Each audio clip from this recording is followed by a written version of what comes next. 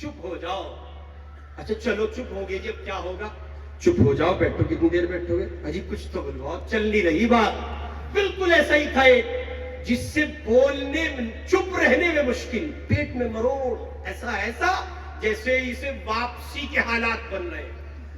سہارنپور میں واپسی الٹی کو کہتے ہیں نا, واپسی کے حالات, یہ ایک تعبیر اچھی ہے, واپسی کے حالات بن رہے ہیں صاحب. جیسے قے کی متلی کی ایک کیفیت ہوتی ہے, ایسا ہی ایک بندہ پہنچ گیا حضرت شاہ وسیع اللہ صاحب الہ آبادی رحمۃ اللہ علیہ کے یہاں. وہاں عصر کے بعد مجلس ہوتی تھی, اور مجلس تھی چپ رہنے کی مجلس. اہل دل بڑے حکیم ہوتے ہیں حضرت, دیوانوں کی بات مختلف ہوتی ہے. وہ ایک صاحب تھے جو حضرت سے منسلک تھے, ذرا پینٹ بابو تھے, پڑھے لکھے آدمی تھے, سروس کرتے تھے. ان کا کوئی دوست تھا بڑ بولا, تو اس کو انہوں نے بڑے تعریفی توصیفی کلمات کہے, ہمارے حضرت بڑے اللہ والے ہیں, بڑے دیندار ہیں, ایسے ہیں, بڑے بزرگ آدمی ہیں, تمہیں لے کے چلیں گے.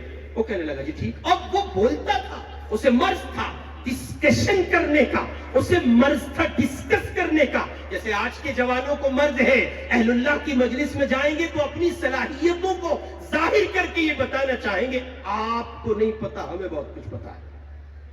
ان کے اپنے اندر کا مرض باہر آتا ہے. تو ویسے وہ چلا گیا. عصر کے بعد کی مجلس تھی, اور حضرت یہ اتنی ایسی مجلس تھی, علی میاں جیسا صاحب زبان و قلم یہاں آ کے عصر سے مغرب تک چپ بیٹھتا تھا. دنیا جسے سنتی ہو, دنیا جسے پڑھتی ہو, عرب و عجم کا شیخ تسلیم کر لیا گیا ہو, زبان و قلم جس کا بولتا ہو, وہ اللہ کا بندہ شاہ صاحب کے یہاں آ کے کہتا تھا, اصلاح و استفادے سے کوئی مستغنی نہیں ہے, ہم یہ محسوس کرتے ہیں یہاں خانقاہ الہ آباد میں آ کر. تو شاہ صاحب کے یہاں وہ آ گیا بڑ بولا, نیتا جی کے ساتھ رہنے والا نیتا جی رہا ہوگا بیچارہ. عصر کی نماز کے بعد بیٹھے گھنٹہ سوا گھنٹے کا فرق تھا. اس کے پیٹ کا ہاضمہ خراب, اللہ مجلس ختم ہو تو بھاگنے کا موقع میسر آئے.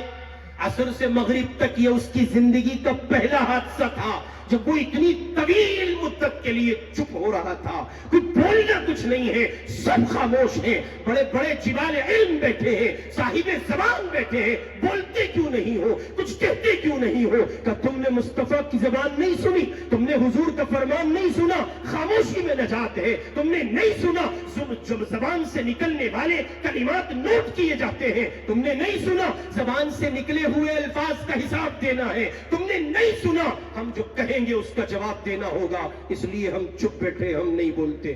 ارے ایسا بھی ہے.